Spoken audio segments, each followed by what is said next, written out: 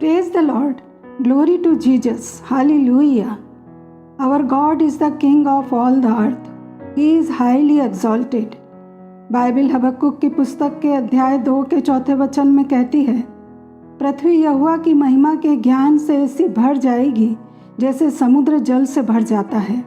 यह कार्य केवल भविष्य की आशा नहीं बल्कि आज और अभी वर्तमान समय में परमेश्वर अपनी आशीषों को उंडेल रहे हैं। होशे 6:3 में भी लिखा है, आओ हम ज्ञान ढूंढें वरन यहोवा का ज्ञान प्राप्त करने के लिए यत्न भी करें, क्योंकि यहोवा का प्रकट होना भोर का सा निश्चित है। वह वर्षा के समान हमारे ऊपर आएगा, वरन बरसात के अंत की वर्षा के समान जिससे भूमि सिंचती है। जब परमेश्वर का ज्ञान बढ़ेगा तब अंतिम वर्षा हमारे जीवनों में प्रभावी होगी। अंतिम दिनों में पवित्र आत्मा का बहुतायत से उंडेला जाना, यह अंतिम वर्षा पृथ्वी पर परमेश्वर की महिमा और आत्मिक कटनी को लेकर आएगी। यह अंतिम दिनों की जागृति है जो प्रभु यीशु के दूसरे आगमन से पहले होगी। जैसे रात के बाद सुबह का आना तय है, ऐसे ही आत्मिक अंधकार के बाद परमेश्वर का प्रकट होना निश्चित है, जो कलीसिया को अंतिम महान कटनी ग्रेट हार्वेस्ट के लिए सामर्थ्य देगी। परमेश्वर की महिमा केवल चर्च की 4 दीवारी या एक देश तक सीमित नहीं रहेगी, ये पूरी पृथ्वी पर फैलेगी। होशे भविष्यद्वक्ता जिस वर्षा की बात करते हैं, हबक्कुक भविष्यद्वक्ता उसी वर्षा से समुद्र को भरने अर्थात महिमा से भरने की बात करते हैं। अंतिम वर्षा या पवित्र आत्मा का महान उंडेला जाना ही परमेश्वर की महिमा को प्रकट करेगा। होशे 10 उसके 12 वचन में लिखा है, अपने लिए धर्म का बीज बो, तब करुणा के अनुसार खेत काटने पाओगे। अपनी पड़ती भूमि को जोतो। देखो अभी यहोवा के पीछे हो लेने का समय है कि वह आए और तुम्हारे ऊपर उद्धार बरसाए। सूखी और कठोर भूमि पर बारिश काम नहीं करती। हमें अपने हृदय की भूमि को पश्चाताप के द्वारा नरम करना होगा, क्योंकि जहाँ पवित्र आत्मा की वर्षा होती है वहाँ परमेश्वर का आदर, उनका भय और उनकी महिमा प्रकट होती है। ये दिखावे का नहीं बल्कि हृदय के रूपांतरण का आंदोलन है। अंतिम वर्षा का आना केवल आशीष पाने के लिए नहीं बल्कि पृथ्वी पर आत्माओं की बड़ी कटनी को तैयार करने के लिए है। पवित्र आत्मा के प्रवाह, आध्यात्मिक जागृति और फसल के लिए विश्वासियों की अंतिम तैयारी का समय है। प्रेरितों के काम 2:17 से 21 वचन में लिखा है, परमेश्वर कहते हैं कि अंत के दिनों में ऐसा होगा कि मैं अपना आत्मा तुम पर उंडेलूँगा और तुम्हारे बेटे और तुम्हारी बेटियां भविष्यवाणी करेंगी। तुम्हारे जवान दर्शन देखेंगे, तुम्हारे पुरनिये स्वप्न देखेंगे, वरन मैं अपने दासों और दासियों पर भी उन दिनों में अपने आत्मा में से उंडेलूँगा और वे भविष्यवाणी करेंगे। और मैं ऊपर के आकाश में अद्भुत काम और नीचे धरती पर चिन्ह अर्थात लहू और आग और धुएं का बादल दिखाऊंगा। प्रभु के महान और तेजस्वी दिन के आने से पहले सूर्य अंधेरा और चांद लहू सा हो जाएगा, और जो कोई प्रभु का नाम लेगा वह उद्धार पाएगा। तो अंत के दिनों में परमेश्वर कलीसिया को वो सामर्थ देंगे जो इतिहास में कभी नहीं देखी गई। पहली वर्षा प्रेरितों की सामर्थ और अंतिम वर्षा दोनों का प्रभाव कलीसिया में एक साथ दिखाई देगा। अनलिमिटेड आउटपोरिंग हर एक पर उंडेला जाएगा। अलौकिक चिन्ह और चमत्कार होंगे, जवान दर्शन देखेंगे। कलीसिया में भविष्यवाणी का वचन तेजी से बढ़ेगा। विश्वासी एक मन होंगे, आपसी मतभेद खत्म होंगे। डीप इंटरसेशन आत्माओं को बचाने के लिए एक गहरी छाप, गहरी तड़प पैदा करेगा। जो लोग मसीह को जानते नहीं वो तेजी से मसीह के पास आएंगे। वचन को सुनाने और सुनने के लिए अलौकिक सामर्थ मिलेगी। आत्मिक वरदानों, दर्शनों और भविष्यवाणी की आत्मा से ऐसे भरे होंगे कि वे परमेश्वर की इच्छा को जानेंगे। मैं अपनी अनुग्रह करने वाली आत्मा और प्रार्थना सिखाने वाली आत्मा को उंडेलूँगा, जो विश्वासियों को प्रार्थना, पश्चाताप और आराधना के गहरे और अधिक उत्साही जीवन की ओर ले जाएगी। ये उनके लिए सुसमाचार फैलाने और आत्माओं को प्रभु के राज्य के लिए जीतने का अंतिम अवसर होगा। जैसे सूखी भूमि बारिश से हरी भरी हो जाती है, वैसे ही ये बारिश कलीसिया के आत्मिक सूखेपन, सुस्ती, निराशा और लापरवाही को दूर कर देगी। अंतिम बारिश का आना परमेश्वर की ओर से महान जागृति, आत्माओं की भारी फसल और कलीसिया के पूर्ण रूप से तैयार होने का अंतिम संदेश है। परंतु विश्वासी के जीवन में यह कह सकते हैं, कलीसिया में इस आशीष को पाने से रोकने वाली कई बातें हैं जो पवित्र आत्मा की अंतिम बारिश को समझने नहीं दे रही हैं। वो हैं पहली बारिश का अनुभव ना होना या अधूरी तैयारी। अंतिम बारिश का उद्देश्य फसल को पकाना है, लेकिन यदि विश्वासी ने पहली बारिश अर्थात बुनियादी रूप में पश्चाताप, उद्धार और पवित्र आत्मा को पूरी तरह से ग्रहण नहीं किया है, तो वह अंतिम बारिश के लिए तैयार नहीं हो सकता। आत्मिक जीवन में शुरुआती नींव का कमज़ोर होना इस बड़ी आशीष को रोक देगा। पहली बारिश हुई तब सब लोग एक मन होकर एक जगह इकट्ठे थे। आज कलीसिया में फूट है, परिवारों में ईर्ष्या, गुटबाजी और कड़वाहट है, तो पवित्र आत्मा की अंतिम बारिश वहाँ नहीं ठहरेगी। जकरिया कहते हैं, यहोवा से वर्षा मांगो। कलीसिया में प्रार्थना का अभाव है।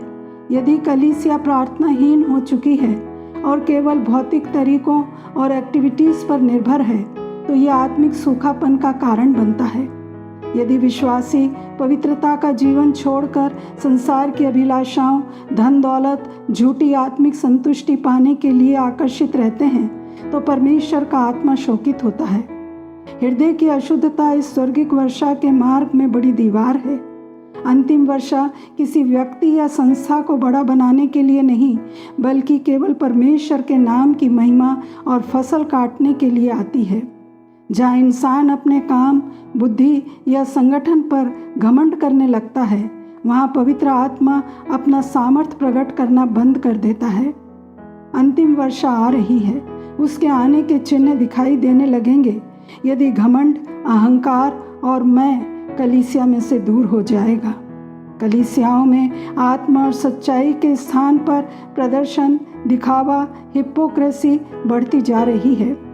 म्यूजिकल इंस्ट्रूमेंट की आवाज़ में आत्मा की गहराई दबाई जा रही है। चारों ओर लाइट ही लाइट के प्रकाश में आत्मा का प्रकाश दबाया जा रहा है।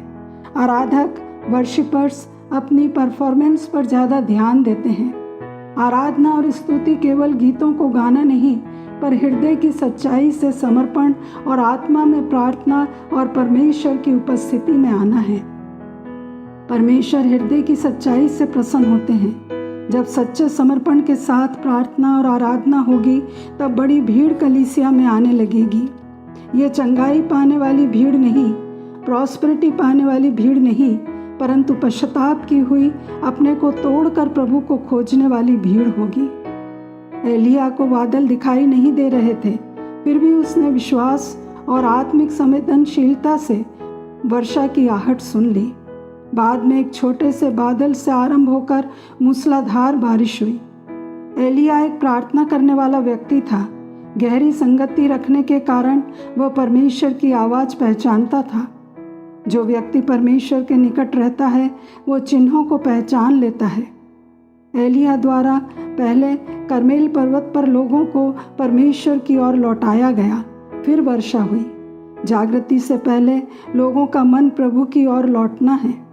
यूहन्ना बपतिस्मा देने वाला प्रचार करने के लिए कहीं नहीं गया, कोई आश्चर्य कर्म और चमत्कार नहीं किए, परंतु उसकी पुकार पर यरूशलेम और सारे यहूदिया और यरदन के आसपास के स्थानों के लोग उसके पास निकल आए और उन्होंने अपने अपने पापों को मानकर यरदन नदी में उससे बपतिस्मा लिया। हम जांचें, क्या हमारे जीवन में कोई ऐसी बात है जिसे प्रभु हटाना चाहते हैं। बाइबल कहती है, अपने परमेश्वर यहोवा की ओर फिरो, क्या जाने वह आशीषों की बारिश भेज दे। एलिया भी हमारे समान मनुष्य था। उसने प्रार्थना की तो आकाश से वर्षा हुई और भूमि फलवंत हुई। आज लाखों करोड़ों खोई हुई आत्माएं उद्धार पाकर कलीसिया में आने को तैयार हैं। परमेश्वर चाहते हैं कि पूरी पृथ्वी उनकी महिमा को जाने। ये वो समय होगा जब हर जाति, हर भाषा, हर राष्ट्र उनके स्वरूप, उनकी पवित्रता, उनके प्रेम और उनके उद्धार को जानेंगे। महिमा का ज्ञान परमेश्वर की उपस्थिति है और ये ज्ञान बढ़ता है जब हृदय सींचा जाता है और ऐसी परिपक्वता लाता है कि परमेश्वर की महिमा हमारे जीवन में दिखाई दे। तब लोग केवल हमारे शब्द नहीं बल्कि हमारे जीवन में मसीह को देखेंगे। इसीलिए हबक्कुक भविष्यद्वक्ता घोषणा करते हैं, एक दिन पृथ्वी परमेश्वर की महिमा के ज्ञान से भर जाएगी। तो हम भी विश्वास के साथ ये घोषणा कर सकते हैं।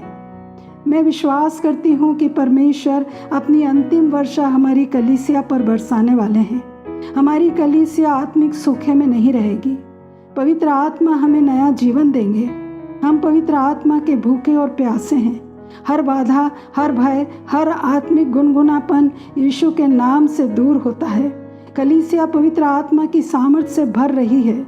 हमारे द्वारा अनेक आत्माएं प्रभु यीशु के राज्य में आएंगी। हम अंतिम समय की फसल के मजदूर हैं।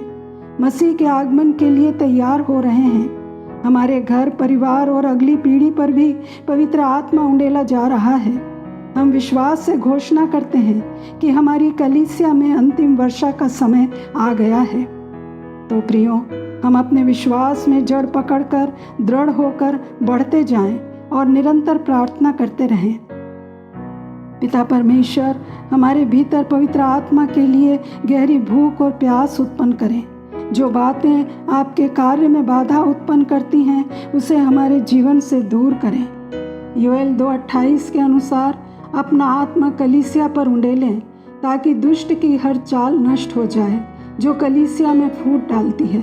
हमारे नगर, परिवार और जवान युवाओं में आत्मिक जागृति लाएं। उन्हें अलौकिक दर्शन दें, सपने दें और अंतिम समय के गवाह के रूप में इस्तेमाल करें। हर प्रचारक, अगुए और सेवक को नए अभिषेक और सामर्थ से भर दें।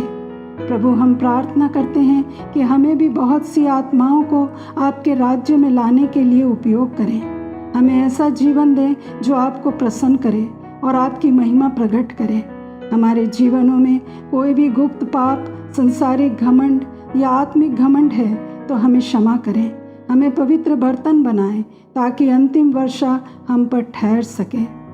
प्रभु, हमें तब तक प्रार्थना करने वाली आत्मा दें जब तक कि स्वर्ग से भारी वर्षा न हो जाए, और जब अंतिम बारिश आए तो हमारे क्षेत्र की हजारों हजार आत्माएं अंधकार से निकलकर आपके अद्भुत प्रकाश में आ जाएं।